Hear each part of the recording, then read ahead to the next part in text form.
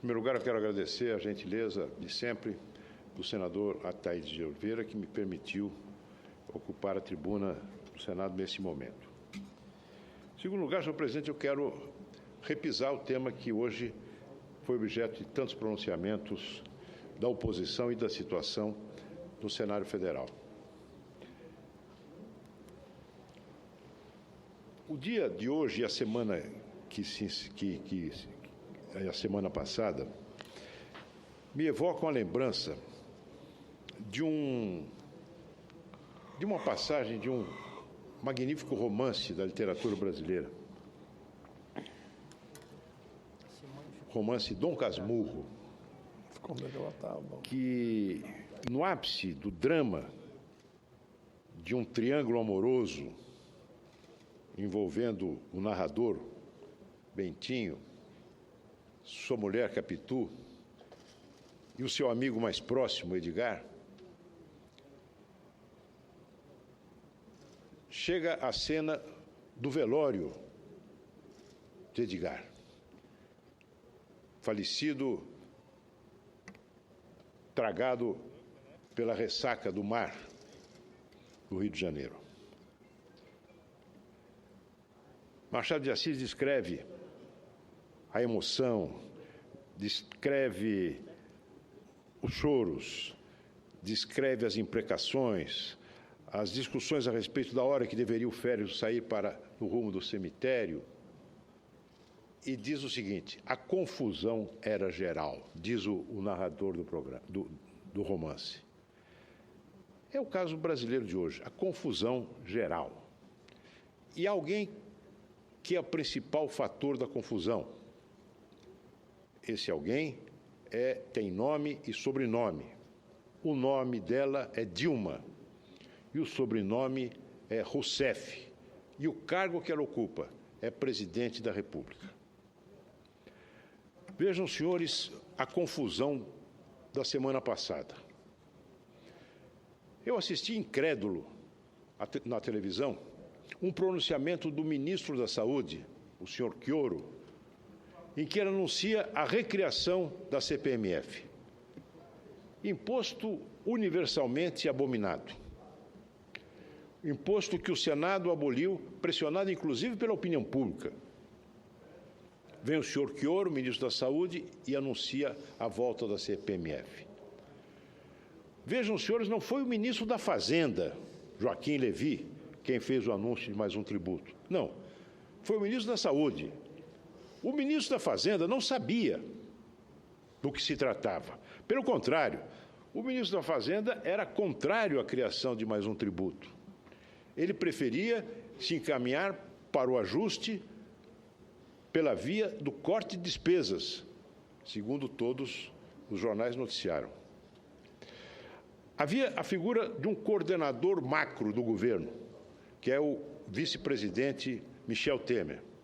Todos se lembram que o vice-presidente Michel Temer, depois de ter recusado a continuidade de uma situação que, na verdade, era um vexame para ele, que é a distribuição de cargos e verbas a pretexto de articulação política, afastou-se dessa atribuição, mas como explicação à opinião pública do que faria o vice-presidente da República dali para diante, a presidente Dilma e o vice-presidente anunciaram que ele ficaria encarregado das questões macro.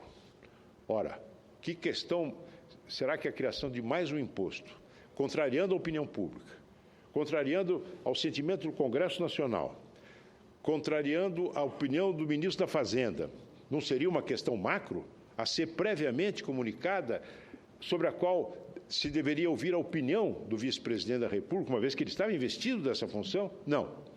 O vice-presidente da República ficou sabendo deste propósito desatinado quando se reunia com empresários em São Paulo, na sede da Federação das Indústrias. Foi surpreendido. Durante 3 dias, a presidente da República, numa obstinação digna de um ex-presidente que não terminou bem o seu governo, Washington Luiz, que era reputado, reconhecido como alguém de cabeça dura, a presidente se manteve com a ideia de criar a CPMF. De tal maneira que fez uma reunião ministerial para discutir a viabilidade da aprovação desta medida. Antes disso, consultou o presidente do Senado para verificar a possibilidade de termos aqui que comprar esse peixe podre aqui no Senado da República. Aí reúne no Palácio do Planalto o chefe da Casa Civil, o ministro da Saúde e o ministro da Comunicação Social, para verificar, para tomar uma decisão definitiva. Manda ou não manda para o Congresso a proposta de emenda constitucional? Verifiquem os senhores que o ministro da Fazenda também estava ausente dessa reunião. E aí a presidente resolve adiar o envio dessa medida, que teria como objetivo apenas tapar um buraco orçamentário. Não adianta vir com histórias que a saúde isso, a saúde aquilo. Não. O negócio é o seguinte, é como apresentar um orçamento minimamente razoável. Seria uma pedalada. Exatamente, sem nenhuma pedalada. Inventaram isso. Vamos criar mais um tributo. E aí você tem todo tipo de discurso justificatório. O fato, senhores senadores, é que esse episódio demonstra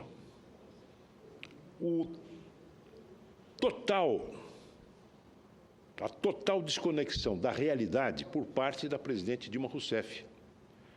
Eu me referi agora há pouco ao ex-presidente Washington Luiz. Mas essa desconexão com a realidade me lembra um outro ex-presidente, Delfim Moreira, que também terminou do seu mandato acometido de uma moléstia que fazia com que ele fosse incapaz de compreender aquilo que se passava diante dos seus olhos. Não digo que seja o caso da presidente Dilma, que ela seja acometida de qualquer tipo de moléstia. Deus me livre. Mas é uma cegueira política, uma cegueira funcional, uma total incapacidade de se conectar com o país que ela preside. Criar mais um tributo agora, fazer uma manobra como essa, fazer um anúncio pelo ministro da Saúde, ignorando o ministro da Fazenda, afastando o coordenador das questões macro, que é o vice-presidente da República, sem conversar com empresários, sem conversar com o Congresso, sem conversar com ninguém, é um sinal de desespero da presidente diante do buraco que ela mesma cavou. A senhora presidente Dilma Rousseff quebrou o país. Essa é que é a realidade dos fatos. Esse orçamento desequilibrado, com déficit de 0,5% do PIB, que foi mandado aqui para o Congresso, é a constatação pura e simples desse fato. A senhora presidente da República quebrou o país com o seu populismo, com a sua irresponsabilidade, com a sua demagogia, com o eleitoralismo que fez com que ela impingisse ao povo brasileiro, mentindo durante as eleições, uma realidade que não existia, ignorando os sinais que estavam aos olhos de todos. Aos olhos de todos. Quantas vezes aqui nessa tribuna, entre outros, o senador Cristóvão Buarque deu repercussão a fatos que a imprensa noticiava. O PIB em 2012 já começava a se arrastar próximo do chão, a inflação retomava, o desemprego aumentava, a situação fiscal se deteriorava, as contas, a própria balança comercial começava a apresentar déficit, e ela dizia, não, está tudo bem, esses dados que me apresentam são coisas de pessimistas. Será que ela não via? É claro que via, mas ela deliberadamente escondeu, com o objetivo único, inclusive, de ganhar as eleições. Pois é, ganhou as eleições. Mas criou um problema tal que ela não tem condições de resolver. Porque ela não tem um roteiro para resolver esse problema. Ela não tem agenda, ela não tem equipe e ela não tem base política. Ela não sabe o que fazer. Esse vai e vem de barata tonta é exatamente isso. Não sabe o que fazer. Está brincando de cabra cega com os problemas do povo brasileiro. Vai para cá, vai para lá, sem rumo.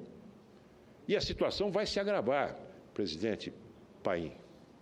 Ela não tem credibilidade. Um episódio como esse da CPMF afeta a credibilidade da presidente mais do que dezenas e dezenas de discursos que a oposição possa fazer. Como é que pode uma coisa dessa? Agora, se saúda o fato da presidente apresentar ao Congresso um orçamento desequilibrado. E diz, olha, o Congresso vai resolver. Senhor presidente, existem providências que precisam ser tomadas para que o orçamento público entre em ordem, na ordem que nos convém, e não perpetuar a desordem que ela está hoje, que cabem constitucionalmente ao presidente da República. O senador Cristóvão Buarque, em parte ao senador Biagi, ainda há pouco se referiu a isto. Senador, existem providências que a Constituição reserva com exclusividade ao presidente da República. Por exemplo, a extinção de ministérios. É atribuição constitucional da presidente da República. E eu aposto que nessa proposta orçamentária que foi mandada para o Congresso não está prevista a extinção dos tais 10 ministérios que o ministro do Planejamento anunciou sem dizer quais eram. Mas cabe a Constituição reserva ao presidente da República esta providência. Nesse fim de semana foi publicado um artigo de um servidor desta casa que sustenta uma tese com a qual eu concordo, que é a tese de que, em grande parte, o ajuste fiscal depende de governo, depende da presença de um governo capaz de renegociar contratos, cortar despesas. Todo governo faz isso na hora do aperto. Nós fizemos em São Paulo, quando o Serra assumiu a prefeitura. Tínhamos uma situação fiscal desastrosa. Fomos aos poucos, mexendo na legislação dos tributos municipais, para fechar a porta à elisão fiscal praticada por empresas que tinham sede em paraísos fiscais na região metropolitana, mas que funcionavam de fato na capital, para pagar um ISS menor. Perfeitamente legal, elisão fiscal. Fechamos a porta a isso, botamos, mediante a aprovação de uma lei municipal, renegociamos todos os contratos, um a um. Ajuste fiscal não se faz em bilhões, se faz em centavos. Existem situações tributárias que precisam ser revistas, privilégios que precisam ser revistos. Os famosos PJs, pessoas jurídicas, que são pessoas físicas que adotam a casca de pessoa jurídica para pagar menos imposto. Não é? Programas. Falou-se aqui no corte de programas.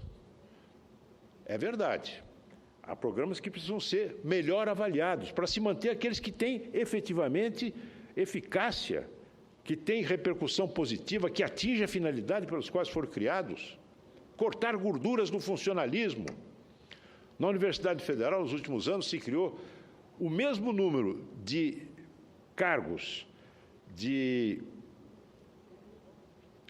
funcionários da administração que o número de professores. Será que nós precisamos ter, para cada professor, um funcionário administrativo? Evidentemente, isso não tem cabimento. São medidas que precisam ser vistas com uma lupa. Isso exige governo, existe aplicação. Esse é o governo que vai anunciando coisas que ficam para trás, ninguém mais se lembra o que foi feito das ideias que foram lançadas. Querem um exemplo? O famoso trem-bala. famoso trem-bala. Anunciou-se aqui, houve uma medida provisória relatada pela senadora Marta Suplicy, que ia pedindo autorização ao Congresso para criar uma empresa destinada a fazer o formato, o modelo de negócios e a licitação do trem-bala. Já foi gasto mais de R$1 bilhão nessa empresa. Alguém mais ouviu falar em trem-bala hoje? É tão inviável quanto a CPMF. Mas está lá, já se gastou R$1 bilhão. Quando é que se vai fechar essa empresa? Não é? Enfim, senhor senador Paulo Paim, são medidas que, por mais que o Congresso queira adotar, ele não tem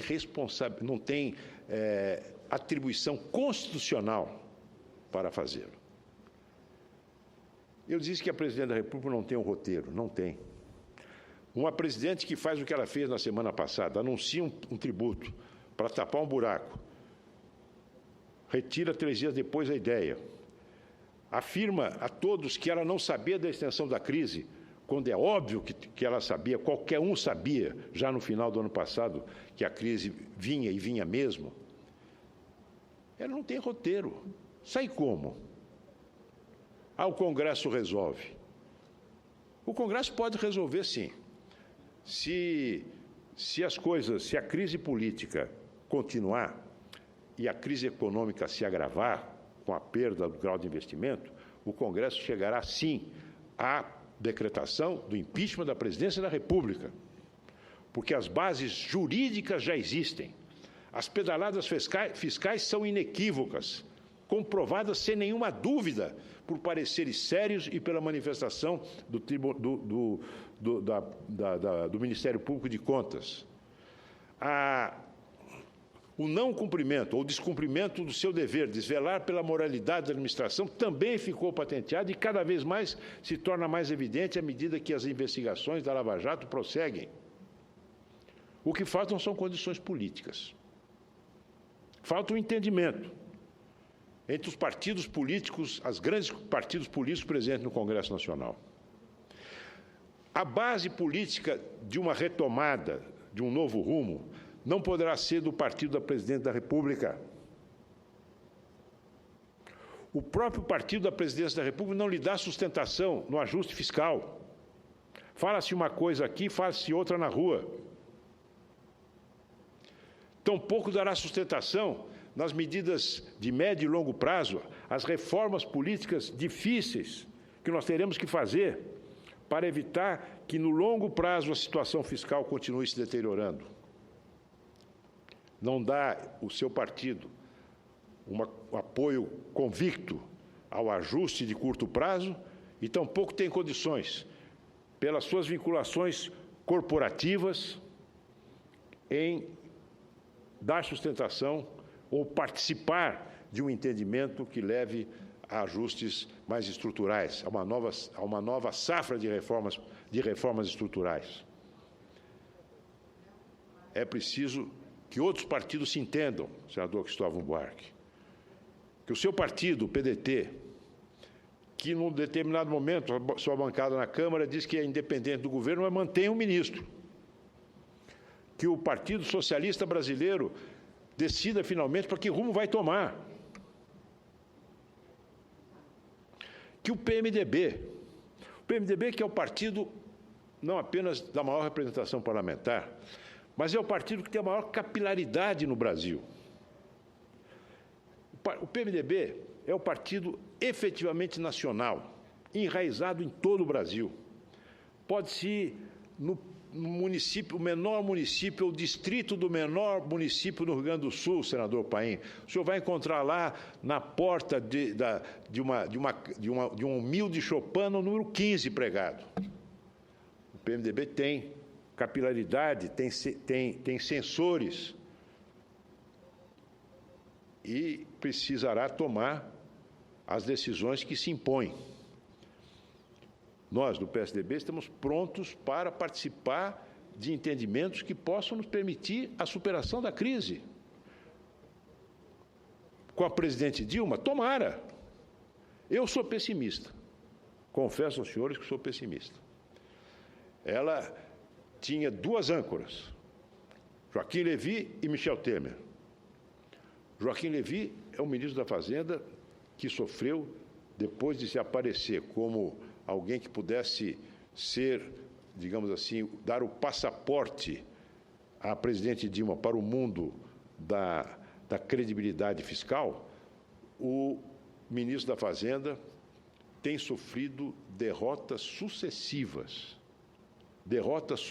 Outros interlocutores mais influentes que ele se agigantam e se aproximam com maior poder de convencimento da senhora presidente da República, numa linha contrária àquela preconizada pelo ministro Levy.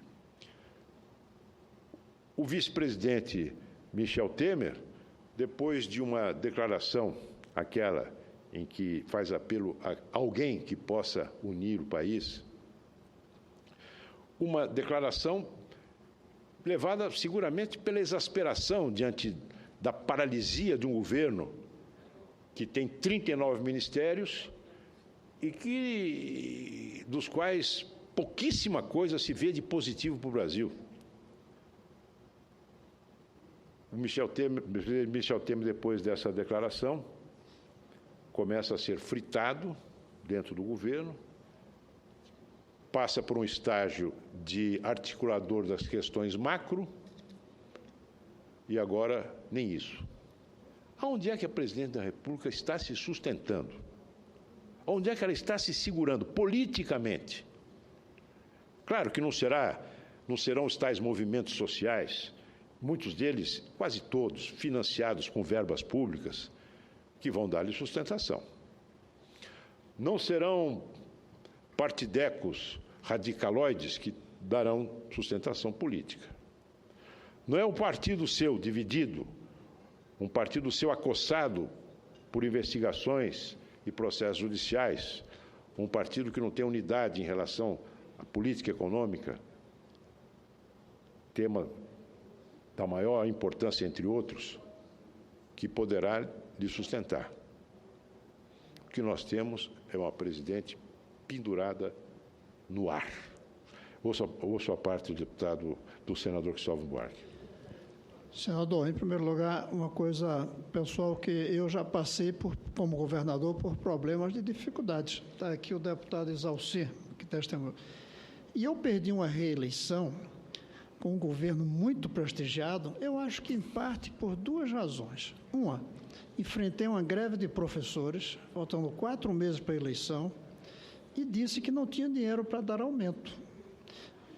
O deputado aqui se lembra, houve um momento em que o sindicato disse, prometa para o próximo ano que a gente sai da greve. Eu disse, mas se eu ganhar, não vou poder pagar.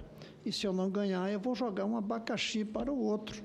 E não dei o aumento. Pois é assim que se faz. É uma greve que, para mim, vai ser a mais longa de toda a história, porque até hoje, para mim, ela não acabou, 17 anos. Então, mas foi isso. E o outro governador, o outro candidato, prometeu um aumento de 28% para os funcionários a partir do começo do governo, se ele ganhasse. E eu disse que não era possível. E ele ganhou e não deu.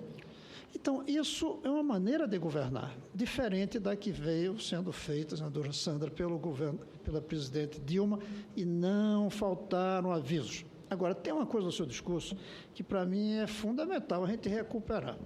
Quando o senhor diz que torce para que o Brasil dê certo. E é verdade, quem lhe conhece sabe disso. E que tem uma presidente. Eu não sou dos que torcem pelo impeachment, porque acho que não é pedagógico. Eu também não torço, mas ele pode se tornar inevitável. Essa que é a realidade dos fatos. Eu vou mais longe. Está caminhando para isso. Eu não se falava nisso, depois eu comecei a falar e disse a ela, no encontro que tivemos, presidenta Dilma, a senhora tem que ser a Itamar da senhora, renascer com outro governo. Deixe de ser do PT, assuma que é do Partido do Brasil, componha. Eu já estou achando difícil. Agora, depois que o senhor falou, eu já imaginei uma outra coisa. É um impeachment com a Dilma. Ela deixa de ser a que comanda, porque não comanda, alguém vai comandar, e ela fica ali. Fora isso, daqui a algumas semanas, não vai ter outro jeito. Vai acontecer o que aqui senta o Collor e sempre diz para a gente. Quando eu tentei Fui ao Quércia, o Quércia disse que, presidente, se o senhor tivesse vindo aqui 15 dias antes, ainda dava tempo da gente compor. Agora não dá mais. É ruim continuar.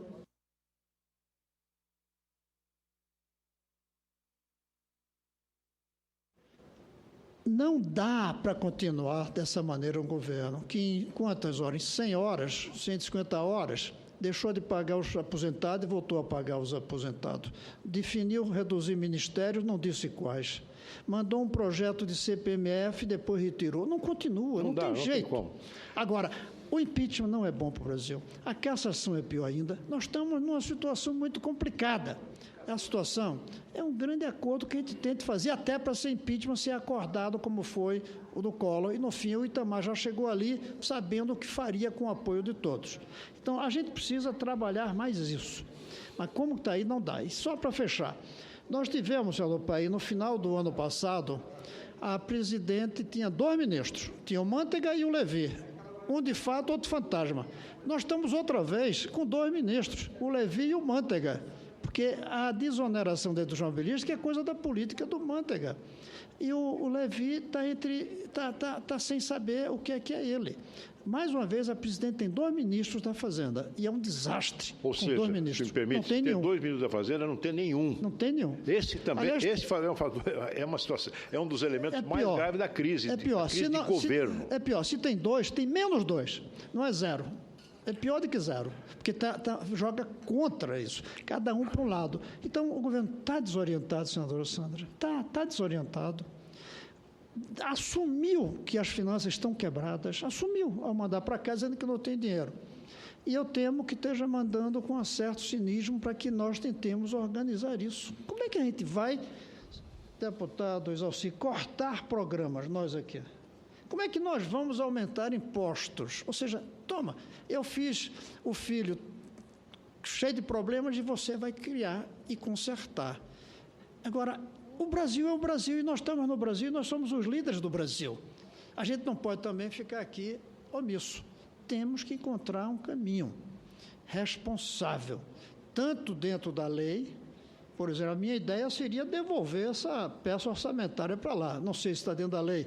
E dentro da política. Não pode também nós assumirmos o ônus pelos erros que o governo cometeu depois de nós termos avisado tanto. E, finalmente, só para concluir, que o senhor falou do PDT, eu quero dizer que o senhor é mais otimista do que eu com o PDT. Eu não acredito que esse PDT vai conseguir, apesar de que se pessoas como o senador Paim vierem para o nosso lado, é capaz da gente poder mais adiante encontrar. Hoje, eu não vejo, sabe por quê? Porque o momento de sair de um barco é quando ele está bem, flutuando, mas mudou de rumo. Aí a gente diz, não é para ali que eu queria ir para ali, a gente sai. Quando ele começa a afundar, a gente já não sai, a gente abandona, já não é bonito. Agora, depois que ele afunda, aí não tem mais jeito. Tem mais jeito. Então, eu tenho a impressão que o PDT já praticamente afundou junto com o governo. Obrigado, senador Cristóvão Buarque. Eu só apenas para concluir, senhor presidente, foi aqui elogiado por um senador que eu admiro, meu amigo, o senador Jorge Viana, a sinceridade do governo.